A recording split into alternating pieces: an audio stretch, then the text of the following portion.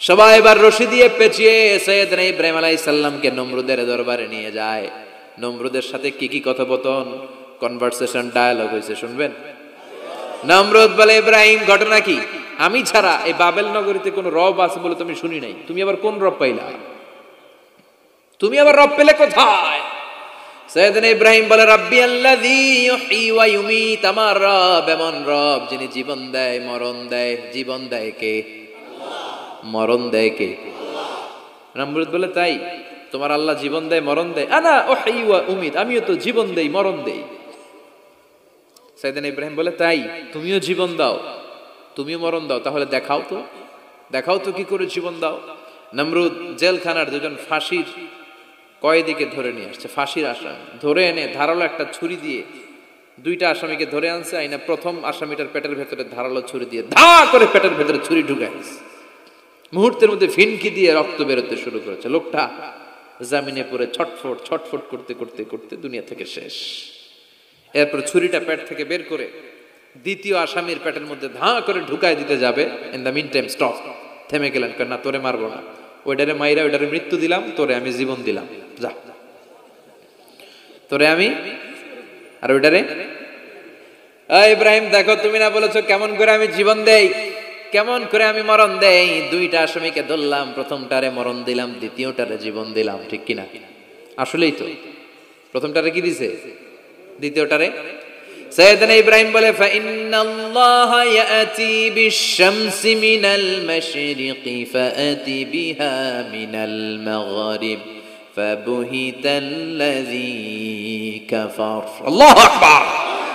সাইয়েদনা ইব্রাহিম বলে, নমরুদ বুঝলাম তুমি জীবন দাও তুমি মরণ দাও, বুঝলাম সব ঠিক। জেনে রেখো আমার আল্লাহ প্রতিদিন সকালবেলায় পূর্ব দিক থেকে সূর্য উঠায়। পূর্ব দিক থেকে প্রতিদিন সকালে সূর্য উঠায় কে? সাইয়েদনা ইব্রাহিম বললেন, আমার রব এমন রব প্রতিদিন সকাল বেলায় পূর্ব দিক থেকে সূর্যটা উঠায়। তুমি যদি আল্লাহর মতো শক্তিশালী হও, তুমি সকালবেলা পূর্ব দিক থেকে সূর্য না উঠিয়ে কালকে থেকে পশ্চিম দিক থেকে সূর্য উঠাও। ফাবুহিতাল্লাযী কাফার। এবার ধরা খাইছে, এবার লা যাওয়া নিশ্চুপ। এবার তো নমরুদ ধরা খাইছে। এবার নমরুদের মেজাজ নরম না গরম? কারণ তর্কে হেরে গেছে, মেজাজ আছে না নাই? নমরুদ বলে, ইব্রাহিমরে রশি দিয়ে বাঁধো, আগুনে ফেলো। বিশাল আগুনের কুণ্ডলি করে সাইয়েদনা ইব্রাহিমকে আগুনের কুণ্ডলির মধ্যে ফেলা হলো। হাতে পায়ে বড় বড় মোটা মোটা রশি দিয়ে বাঁধা। সাইয়েদনা ইব্রাহিমকে আগুনের কুণ্ডলির মধ্যে ফেলায়। সাইয়েদনা জিব্রাইল বলে, ও সাইয়েদনা ইব্রাহিম, আপনি বলেন আমার পাখার আঘাতে আগুনগুলো এক পাশ থেকে আরেক পাশে, এক দেশ থেকে আরেক দেশে উড়িয়ে নেই, বিশাল আগুনের কুণ্ডলীকে এক ঝাপটা মেরে থামিয়ে দেই। সাইয়েদনা ইব্রাহিম বলে, কোনো দরকার নাই, কারণ আগুনের মালিক আমার সাথে আছে। রাডাই, I don't need your help, আমার কোনো সাহায্যের দরকার নাই, কারণ আগুনের যে রব সে আল্লাহ সবকিছু দেখে কি দেখে না। বিশাল বড় মোটা মোটা রশি দিয়ে সাইয়েদনা ইব্রাহিমের হাত আর পা বেঁধে আগুনের মধ্যে ফেলে দেয়া হলো। মুহূর্তের মধ্যে আগুনগুলো দাউ দাউ করে জ্বলতে শুরু করলো। হাতের রশিগুলো পায়ের রশিগুলো মুহূর্তের মধ্যে জ্বালিয়ে দেয়। বিশাল বড় বড় তক্তা জ্বালিয়ে দেয়, লাকড়ি জ্বালিয়ে দেয়, কিন্তু সাইয়েদনা ইব্রাহিমের একটা পশমও জ্বালায় না। আজও যদি তোমাদের মাঝে কেউ ইব্রাহিমের মতো ঈমান আনিতে পারো, অগ্নিকেও পুষ্প বলে পরিণত করিতে পারো, ঠিক কিনা? মুসার মতো ঈমান হলে রাস্তা হবে সাগর জলে, ইউসুফের মতো ঈমান হলে একে একে দরজা খুলে। নবী ইব্রাহিমের মতন ঈমান যদি আজও থাকে বিদ্যমান, অগ্নিকুণ্ডে দেখতে পাবে খুবসুরত এক ফুল বাগান। সুবহানাল্লাহ পড়েন। আল্লাহ বলেন, কুলনা ইয়া নারু কুনি বারদান ওয়া সালামান আলা ইব্রাহিম। আল্লাহ বললেন, আগুন, দুনিয়ার শুরু থেকে তোকে একটা ধর্ম আমি দিয়েছি, যা পাবি জ্বালিয়ে ছারখার করে দিবি, কিন্তু আজকে কয়েকদিনের জন্য তোর জ্বালানোর ক্ষমতা আমি আল্লাহ কেড়ে নিলাম। তে আমার ইব্রাহিমের জন্য ঠান্ডা হয়ে যা। কি হয়ে যা? তবে আগুন খবরদার এত বেশি ঠান্ডা হবি না যাতে ইব্রাহিমের সর্দি না লেগে যায়। সুবহানাল্লাহ পড়ে।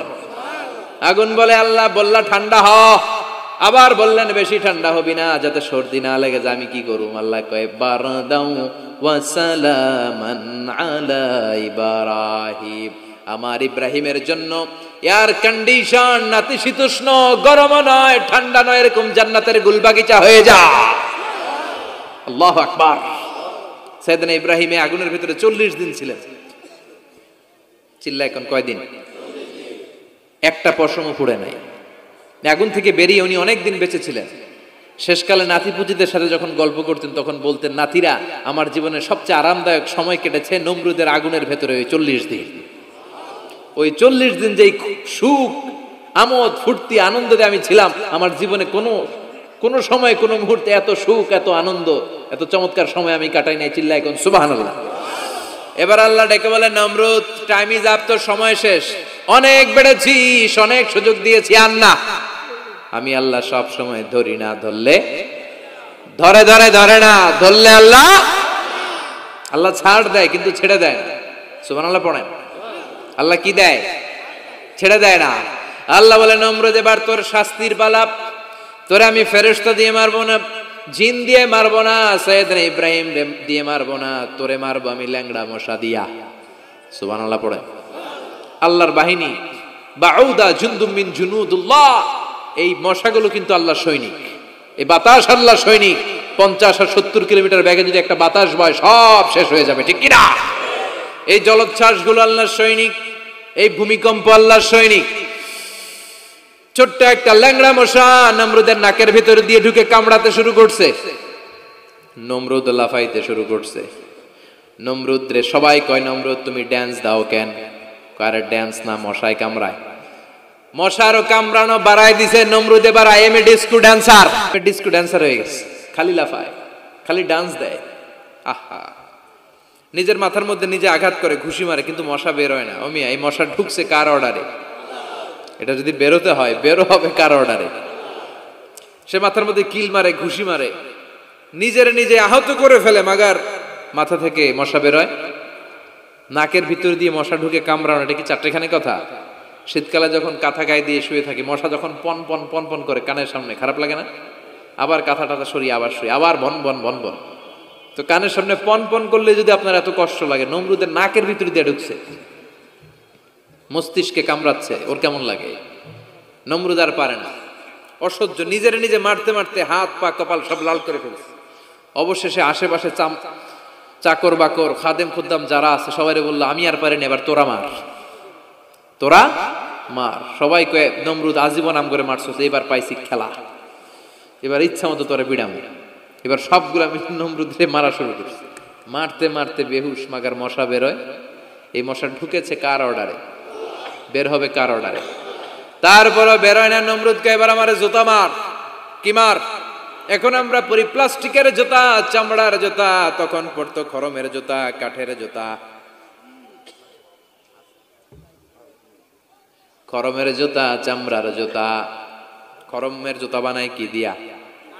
কথা কন, চিনেন? এবার ক্যামেরা জুতা মার।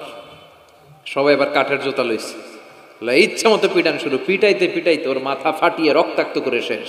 নমরুদের খেলা শেষ। নমরুদের খেলা যখন শেষ, আল্লাহর সৈনিক ওই ল্যাংড়া মশা নাক থেকে বের হয়ে শূন্যে উড়াল দিয়েছে। চিল্লায় পড়েন আল্লাহু আকবার। পৃথিবীতে কেউ তো স্থায়ী হয় না, হোক না সে ফেরাউন কিবা নমরুদ। কেউ ভাবে চিরদিন রয় না, কেউ ভাবে চিরকাল রয় না। পৃথিবীতে কেউ তো স্থায়ী হয় না, হোক না সে ফেরাউন কিবা নমরুদ। কেউ ভাবে চিরদিন রয় না। চিল্লায় বলেন ঠিক কিনা? নমরুদ আজীবন থাকতে পারছে? ওর ক্ষমতা, ওর দাপট, ওর জুলুম, ওর অত্যাচার, ওর শেষ রক্ষা করতে পেরেছে? কথা কন। ফেরাউন রে ফেরাউনের দাপট আর ক্ষমতা বাঁচাতে পেরেছে? এখনো যারা দাপট দেখায়, জুলুমবাজ, এদের ক্ষমতা দাপট এদেরকে বাঁচাতে পারবে না। বাঁচানোর মালিক একজন, চিল্লায় বলো তিনি কে? এজন্য আল্লাহ ডেকে বলে, গোলাম ইব্রাহিমের জীবনেতে তোমাদের জন্য শিক্ষা আছে, শিক্ষা আছে ইব্রাহিমের জীবনের জন্য, তোমাদের জন্য মডেল। আমি করি না তো এগুলো, তোমাদের জন্য মডেল আছে। অনেক নারীরা এসেছে, আমার মায়েরা বোনেরা, বাড়িতে সাইয়েদাতুনা হাজার, যাকে আমরা বলি বিবি হাজেরা, ওনার জীবনী পড়বেন। ভাইয়েরা যারা এসেছেন সাইয়েদনা ইব্রাহিমের জীবনী পড়বেন। এই জীবনীগুলো থেকে আলো নেওয়ার দরকার আছে না নাই? আপনার জীবনটারে আলোকিত করে দিবে কে?